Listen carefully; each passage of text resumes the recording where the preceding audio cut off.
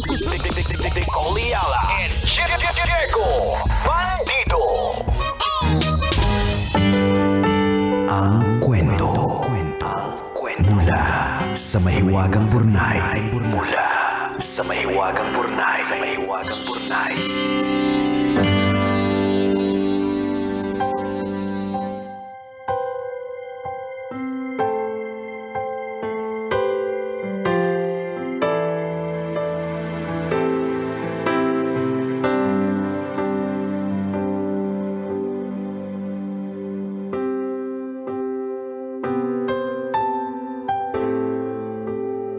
Dear kumikinang na tambalang ni Coliala at Diego Bandido. Magandang araw po sa inyong dalawa.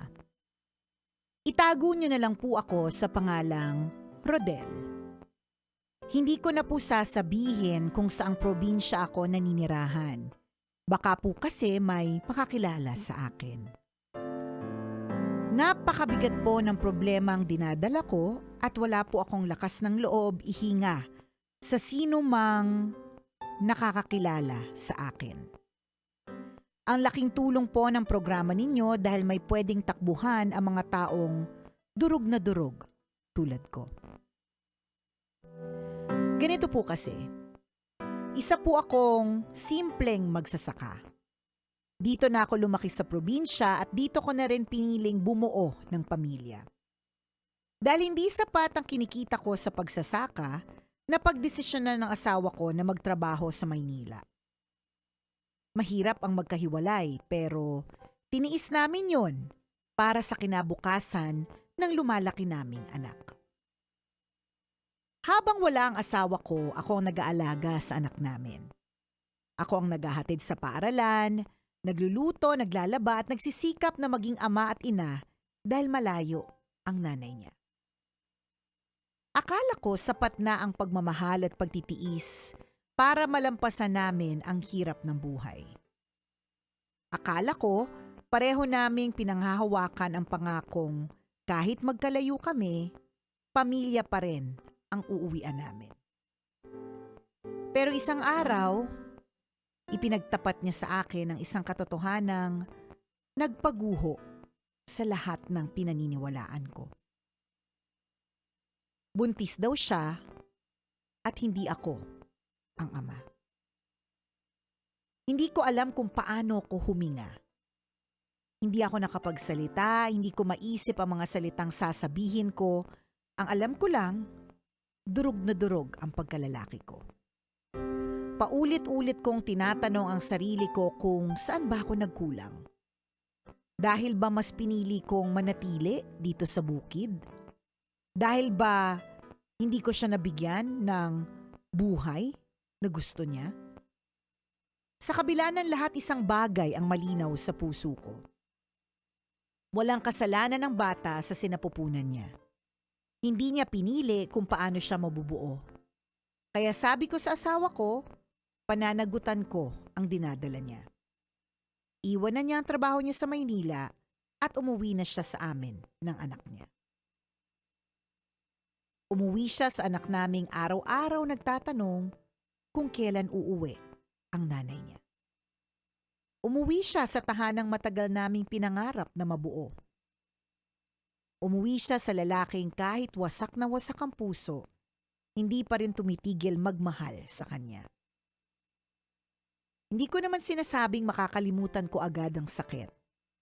Pero naniniwala akong may mga sugat na unti-unting naghihilom kapag parehong lumalaban ang mag-asawa para sa pamilya. Hindi perpekto ang pamilya namin. Maraming bitak. Pero baka may pag-asa pa kung pipiliin niyang umuwi at harapin naman ang aming pagsasama. Para maharap namin ang lahat ng magkakasama. Sa kabila ng pakiusap ko, inamin niya sa akin na nagmamahalan sila na nakabuntis sa kanya. Ito na daw ang gusto niyang makasama. Dadalaw-dalawin na lang daw niya ang anak namin tuwing may pagkakataon siya. Tambalang kumikinang, hindi ko po matanggap ang sitwasyon ko. Paano ko po haharapin ang bawat bukas? May ideya po ba kayo? Kasi ako, wala. Salamat po sa inyong payo. Ang inyong kumikinang na tagapakinig, Rodel. Kung saan ka sasaya.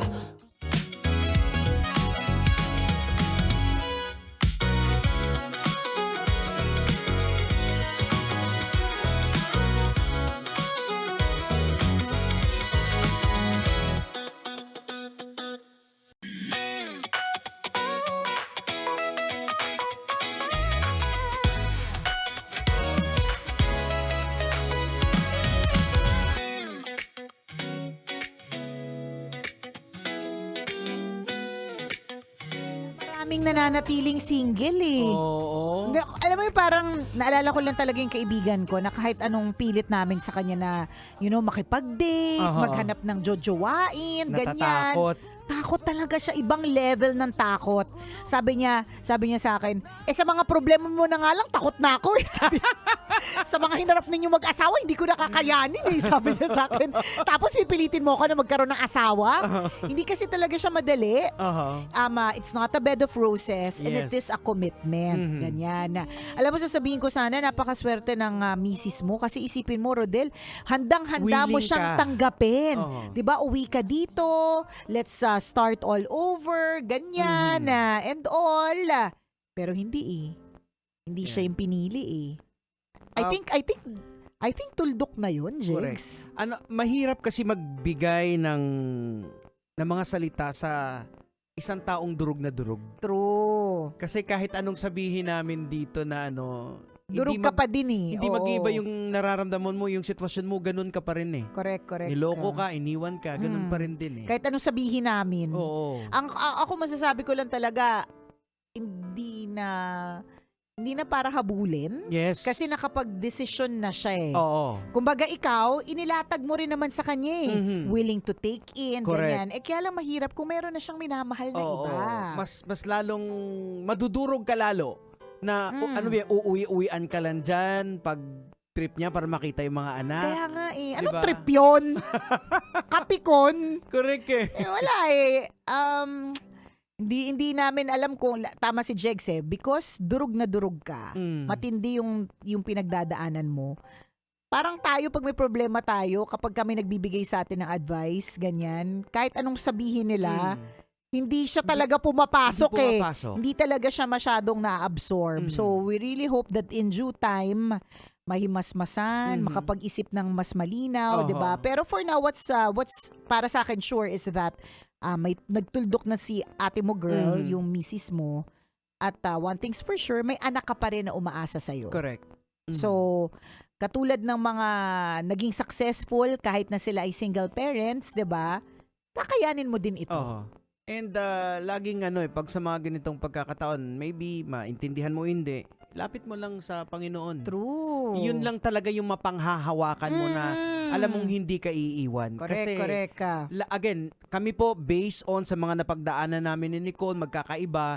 Pero ang masasabi po namin, rest assured na lahat po ng pagsubok, tailored fit yan. Para Ibig po sa sabihin, atin. Malalagpasan mo yan para Correct. sa'yo. Correct ka. Ayan. Alam mo ba yung kwento tungkol dun sa lalaking nagreklamo sa krus niya? So eto na, may okay. kwento. Sige nga. Pero bago yan, i-shoutout muna natin ang mga nakatutok sa atin ngayon na sabi ni Kim Chino, nahuli nila na Ay, nako. Eto naka-Love na nga ba? Radio, kaya nabiyayaan ng 1,000 piso Ayan. tsaka 500 pesos na groceries. Oo. O, diba? Kasi naman, nakikinig kasi ayan tuloy, nasampal ng 1,000. Ayan, basta ako pag ganyan naman nalaman ko namimigay ang Love Radio, dapat lagi ako nakatutok. Papasampal talaga ako ng 1,000. Oh, chismis nyo na. Kasama mo love. Yan po ang Ayan. aming promo. Shout out kay Kuya Nestor Sarmiento. Oy, Yan. Nestor. Nahuli nila. Oo. Syempre shout out ko rin yung aking... Nestor, regards kay Romnick. Oo. Ano mo yung... Bakit Nestor tsaka Romnick? Ay, Sarmienta pala yun. Sorry Ay, na. nako. Next. Ay nako! Wale! Sabi ng kaklasiko sa high school na si Babitz Russell, Aha. wale daw yung joke mo. Hi, Babits, na nakatutok. Kasama ang kanyang daughter na si Isla. Ayan, Isla. Nagtatagalog ka ba, Isla? Do you even understand what we're saying?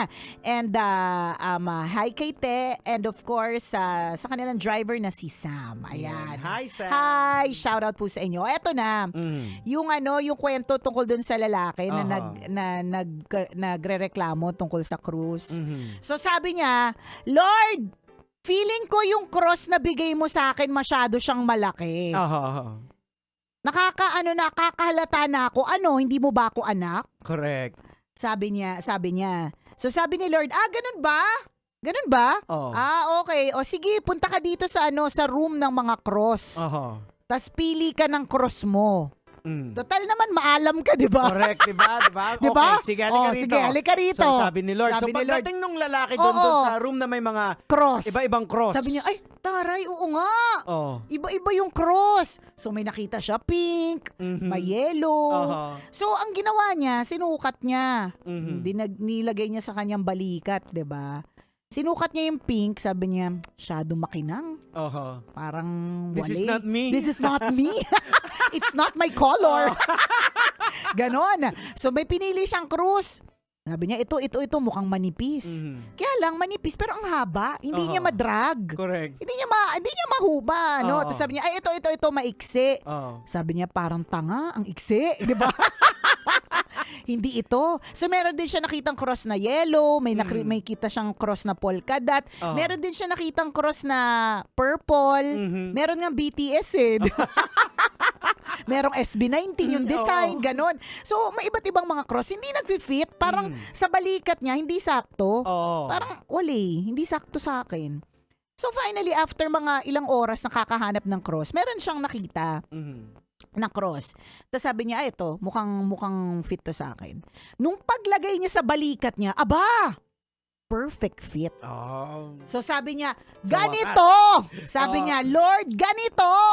Ganitong cross yung gusto ko. Ayan. Kasi ito yung cross na kaya ng balikat ko, swak Tapos sabi ni Lord, ha? Yan din yung cross mo pagpasok.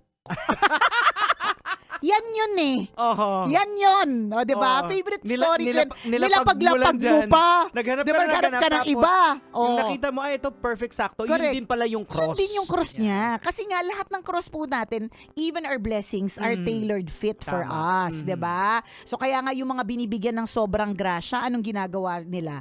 'Di ba? Bakit sa kanila binibigay yung sobrang grasya? Because alam ni Lord na pag dito ko sa taong to ibibigay yung grasya, i-share niya.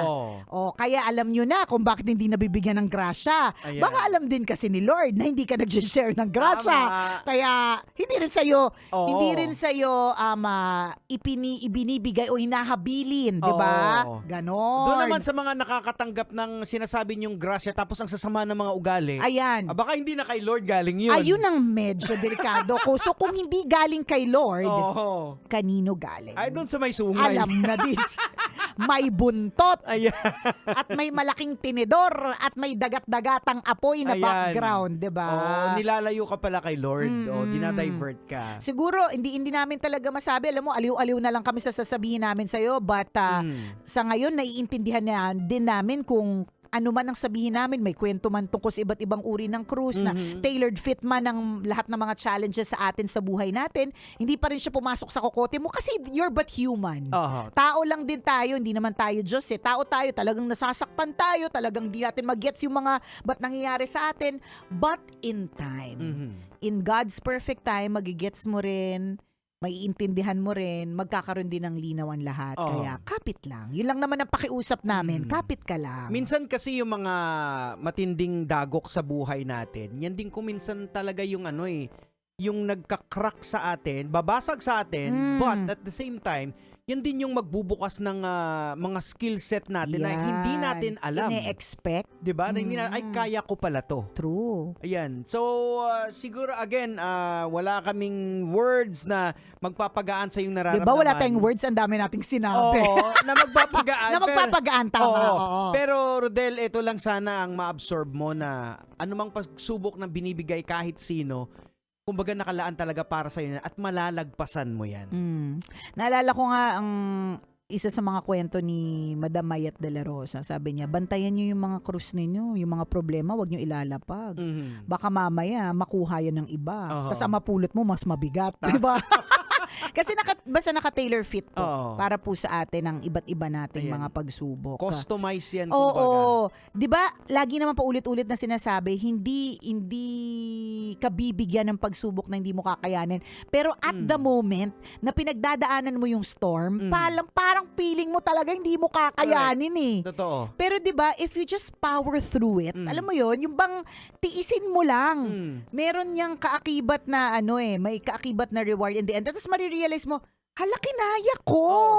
Ganun naman yan eh. Lahat naman na pinagdadaanan natin, sasabihin natin, ilang beses na ba tayo nagsabi na hindi ko kaya to, mula sa heartbreak, Yan. mula sa Problema sa school. financial, Correct. na hindi mo kinaya, pero andito ka ngayon. Oo, 'di ba?